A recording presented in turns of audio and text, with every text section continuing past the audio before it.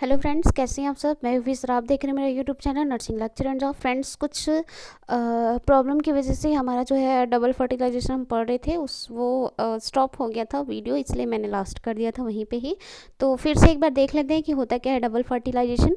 तो यहाँ पे जो हमारा पॉलन ग्रेन है, ठीक है, वो हमारे स्टिग्मा में आता है। स्टिग्मा में आने के बाद ये पॉलन ट्यूब का फॉर्मेशन करता है। ये ट्यूब क्या करता है, जो पॉलन ग्रेन होता है उसको ओव्यूल तक पहुँचाने का काम करता है।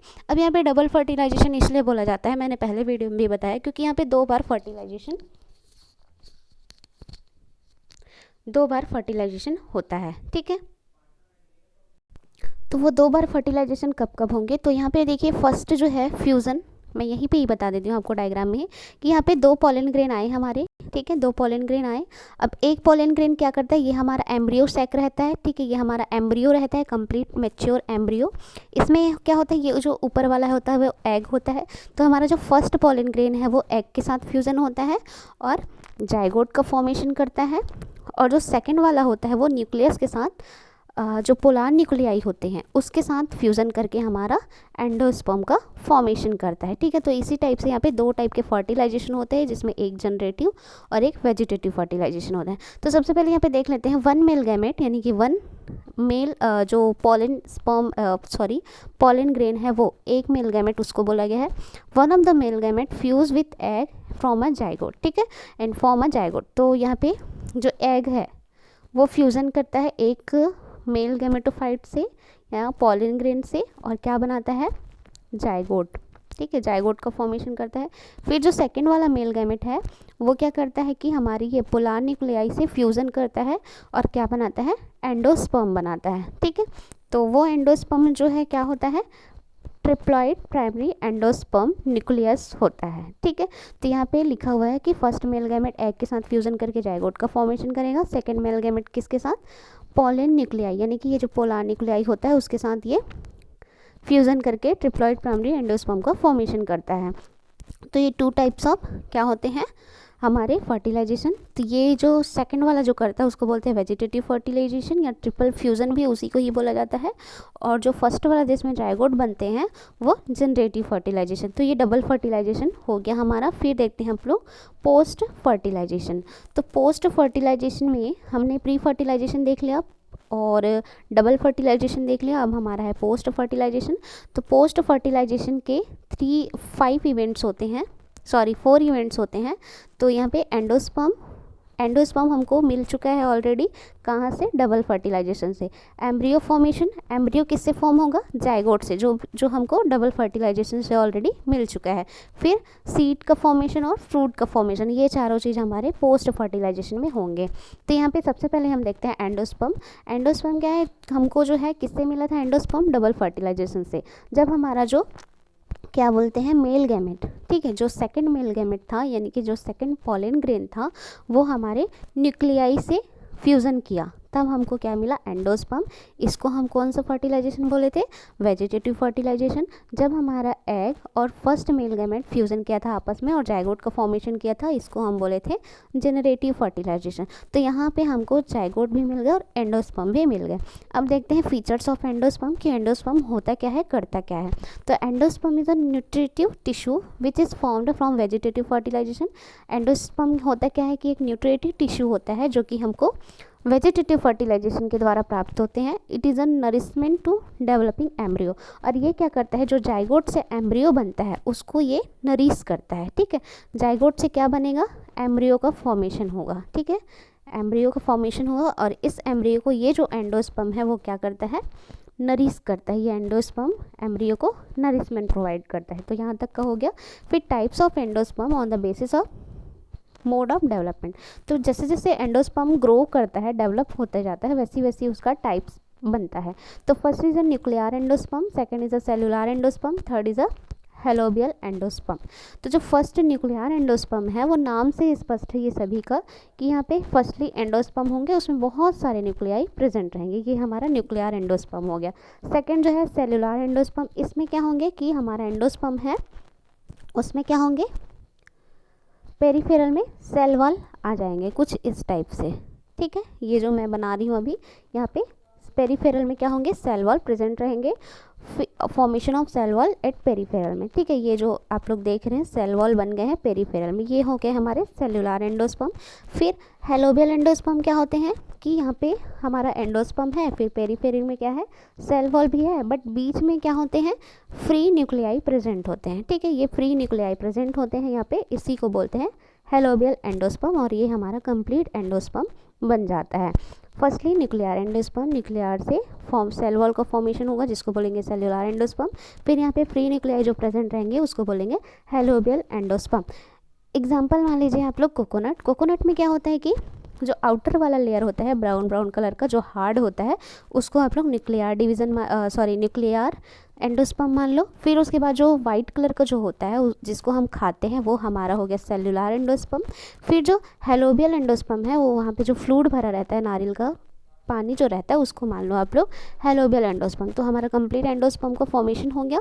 फिर फंक्शन क्या होता है एंडोस्पर्म का, मैंने पहले ही बताया कि नरिशमेंट प्रोवाइड करता है किसको, एम्ब्रियो को, और प्रोटेक्शन ऑफ प्लांट ग्रोथ, ठीक है। तो ये सारे जो है फंक्शन है एंडोस्पर्म के। फिर उसके बाद आता है एम्ब्रियो फॉर्मेशन, ठीक है। जो एम्ब्रियो है उसका फॉर्मेशन, या इसको बोलते हैं एम्ब्रियोजेनी। जाइगोट तो हमको मिल गया है, किससे मिला है जाइगोट हमको, जनरेटिव फर्टिलाइजेशन से हमको क्या मिलता है, जाइगोट मिलता है डबल फर्टिलाइजेशन में। तो अब जाइगोट से एम्ब्रियो का फॉर्मेशन होगा, उस प्रोसेस को बोलेंगे embryogeny. It is the development of mature embryo from zygote और oospore, ठीक है। तो यहाँ पे हमको जाइगोट मिला था जनरेटिव फर्टिलाइजेशन से। अब ये डिवाइड होता है, इसमें डिवाइजन होता है, ठीक है। और ये क्या होता है कि 2 पार्ट्स में डिवाइड होते हैं, जिसमें एक पार्ट बड़ा होता है और एक पार्ट छोटा होता है। तो बड़े वाले पार्ट्स को बोलते हैं सस्पेंसर सेल, छोटे वाले पार्ट को बोलते हैं एम्ब्रियो सेल, ठीक है। तो जब बड़ा वाला फिर से डिवाइड होता है तो ये कुछ इस टाइप से होता है, यहाँ पे बहुत सारे न्यूक्लियाई ये बना लेता है, ठीक है। ऐसे डिवाइड होता है ये जो सस्पेंसर सेल है वो। और जो ये वाला सेल है वो 2 टायर में डिवाइड होता है। 2 टायर मीन्स यहाँ पे इस टाइप से स्ट्रक्चर में ये डिवाइड हो जाता है, ठीक है। ये वाला इसको बोलते हैं प्री एम्ब्रियो बोलते हैं। फिर उसके बाद आता है हमारा ये वाला स्टेप, ठीक है। इसको क्या बोलते हैं, ग्लोबुलर स्टेज। ये वाला जो है हमारा ग्लोबुलर स्टेज है। इसमें क्या है, ये जो 2 टायर है उसी में ही और यही डिवाइड होकर के इस टाइप से लेयर का फॉर्मेशन कर लेते हैं। तो यहाँ पे ये होता है 2 टायर 8 सेल, ठीक है। 2 टायर 8 सेल यहाँ पे लिखा हुआ है नीचे में, 2 टायर 8 सेल ये। फिर उसके बाद जो ये हुआ हमारा ग्लोबुलर स्टेज, इसके बाद आता है हार्ट शेप। ये हार्ट शेप स्टेज, इसमें क्या होता है, जो ये 2 टायर 8 सेल है उसी का स्ट्रक्चर चेंज होकर के कुछ हार्ट शेप टाइप से हो जाता है, ठीक है। बट इसको हार्ट शेप बोलते हैं। तो ये हार्ट शेप, यहाँ पे हार्ट शेप ही है इसीलिए इसको ऐसे ही नाम दिया गया है, ठीक है। तो ये जो 2 टायर वाला है वो डिवाइड होकर के इस टाइप से बन जाते हैं हार्ट शेप में। फिर उसके बाद ये हार्ट वाला हार्ट रहेगा ना, मैंने यहाँ पे हार्ट शेप लिख दिया है, ठीक है। फिर उसके बाद क्या होता है, मैच्योर एम्ब्रियो का फॉर्मेशन होता है इससे, ठीक है। तो यहाँ पे क्या होता है, मैच्योर एम्ब्रियो, सस्पेंसर सेल जो है सेम वैसे ही रहता है, डिवाइड होता है, बट जो ये वाला पार्ट होता है हमारा हार्ट शेप वाला पार्ट होता है वो कैसे होते हैं, यहाँ पे कॉटलीडोन का फॉर्मेशन करते हैं। यहाँ पे हमने नीचे में बनाया हुआ है इसका डायग्राम, ठीक है। तो ये जो हमारा सस्पेंसर सेल होता है ऐसा, फिर जो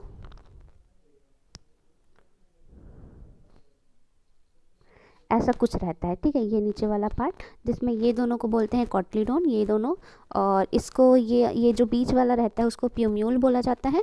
और ये मैच्योर एम्ब्रियो हमारा मिलता है। मतलब यहाँ पे हमारा जो जाइगोट है उसका डिवाइड हो गए 2 सेल का फॉर्मेशन किया जिसको सस्पेंसर सेल और एम्ब्रियो सेल बोलते हैं।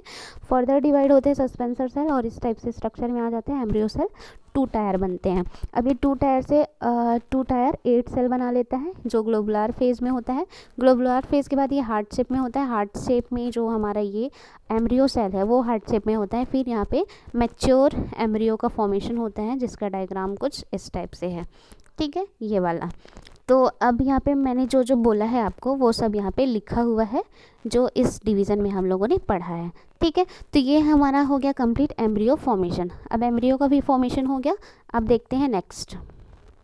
तो हमने 2 पढ़ लिया पोस्ट फर्टिलाइजेशन का, कि फर्स्ट क्या था हमको, एंडोस्पर्म, एंडोस्पर्म के बाद एम्ब्रियो का फॉर्मेशन, एम्ब्रियो भी बन गए, अब हमको सीड बनाना है और फ्रूट बनाना है। तो सीड और फ्रूट बनाने से पहले हम कुछ डिफरेंस देख लेते हैं कि फ्लावरिंग प्लांट में क्या क्या हुआ था।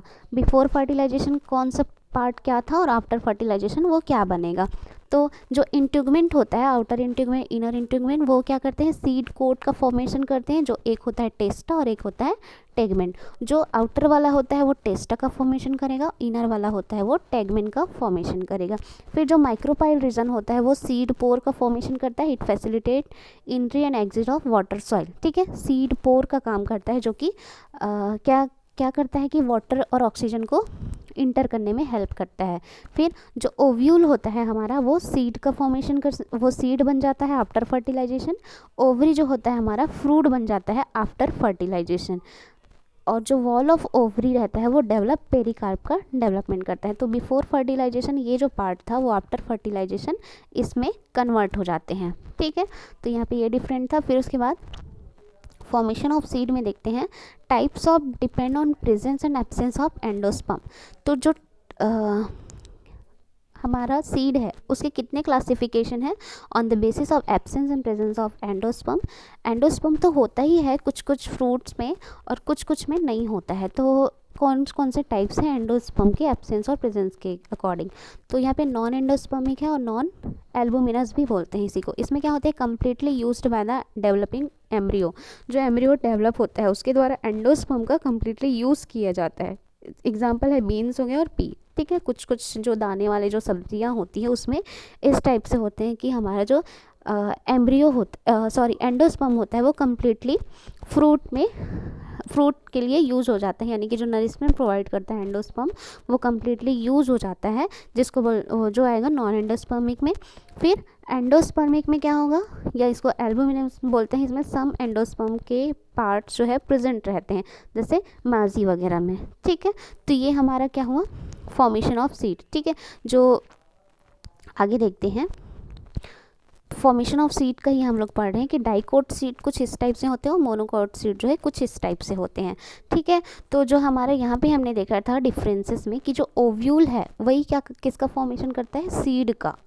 ठीक है, सीड। अब ओवरी हमारा फ्रूट का फॉर्मेशन करेगा। ठीक है, अब फ्रूट का देख लेते हैं, फॉर्मेशन ऑफ फ्रूट। तो फ्रूट जो है 2 टाइप्स के होते हैं, ट्रू फ्रूट और फॉल्स फ्रूट। ठीक है, ट्रू फ्रूट कब बोलेंगे, जब कम्प्लीटली वो ओवरी से बना रहेगा हमारा फ्रूट, तो उसको ट्रू फ्रूट बोलेंगे। एग्जांपल में है मैंगो। और फॉल्स फ्रूट कब बोलेंगे, जब ओवरी के साथ साथ थैलेमस और सेपल। ठीक है, यहाँ पे जो थैलेमस और सेपल होते हैं उसका भी जब यूज़ होता है, ओवरी भी यूज़ होता है, तब उसको फॉल्स फ्रूट बोलते हैं। एग्जाम्पल है एप्पल। ठीक, इसका एग्जाम्पल है एप्पल, फॉल्स फ्रूट का। फिर आता है पेरिकार्प, वॉल ऑफ ओवरी। ठीक है, जो ओवरी के चारों ओर वॉल रहता है उसको बोलते हैं पेरिकार्प। ये क्या होते हैं, फ्लैशी होते हैं, हार्ड होते हैं। फ्लैशी मीन्स जिसको हम इजीली खा सकते हैं बिना छीले हुए, और हार्ड यानी कि जिसको हम छील के खाते हैं, ऐसा फ्रूट आता है इसमें, इसी को बोलते हैं ओवरी का वॉल होता है पेरिकार्प। ठीक है, तो यहाँ पे हमारा फ्रूट भी है, किससे बना, हमारा फ्रूट ओवरी से बना। ट्रू फ्रूट और फॉल्स फ्रूट 2 टाइप्स के होंगे। फिर उसके बाद कुछ कुछ टर्म्स हैं, जैसे कि एपोमिक्सिस। ये जो टर्म है वो इम्पॉर्टेंट है आपके कॉम्पिटिटिव एग्जाम के लिए। तो एपोमिक्सिस क्या होता है, it is the formation of new individual by the asexual method which mimics sexual reproduction including seed from but do not involve the fusion of gamete और सेक्सुअल रिप्रोडक्शन। ठीक है, तो यहाँ पे क्या होता है कि एक न्यू इंडिविजुअल का फॉर्मेशन करता है एसेक्सुअल मेथड के थ्रू। ठीक है, एसेक्सुअल मेथड के थ्रू यहाँ पे किसका फॉर्मेशन होता है, न्यू इंडिविजुअल का। यहाँ पे एपो का मतलब होता है विदाउट और मिक्सिस का मतलब है मैरिज, यानी कि विदाउट मैरिज फर्टिलाइजेशन हो जाता है, एसेक्सुअली होता है। ठीक है, तो ये हमारा एपोमिक्सिस होगा, ये फ्लावरिंग प्लांट में ही होता है। ठीक है, फिर एम्फीमिक्सिस यानी कि इसमें मियोसिस और फर्टिलाइजेशन 2 प्रोसेस होंगे, ये जो नॉर्मल होता है वो। फिर उसके बाद पार्थेनोजेनेसिस एक टर्म है।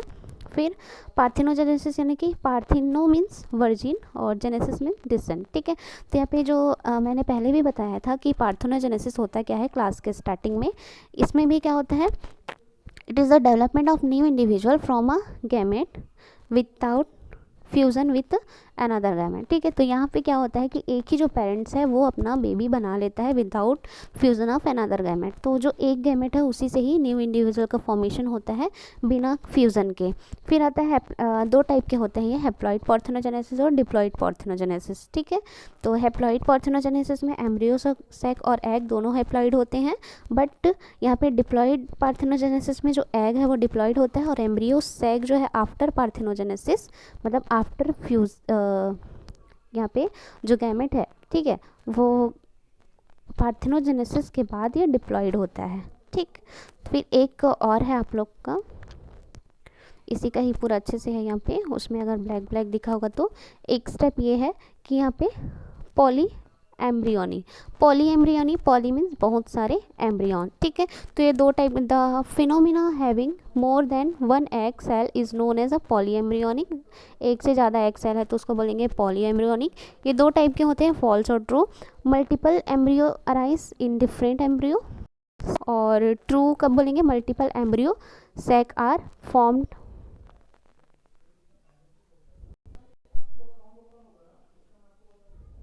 ठीक है, तो यहाँ पे यही है कि फॉल्स और ट्रू में ये है कि यहाँ पे जो है फॉल्स कब बोलेंगे, जब multiple embryo arise in different embryo, different embryo sac में बहुत सारे होंगे और एक ही एम्ब्रियो सेक के अंदर बहुत सारे एम्ब्रियो प्रेजेंट रहेंगे, तब इसको बोलेंगे ट्रू एम्ब्रियो। ठीक है, तो यहाँ पे हमारा जो चैप्टर सेकंड है वो कंप्लीट होता है। कल से हम देखेंगे चैप्टर 3, तो आप लोग इसको रिवाइज कीजिए और नोट्स बना करके एग्ज़ाम का प्रिपेयर कीजिएगा।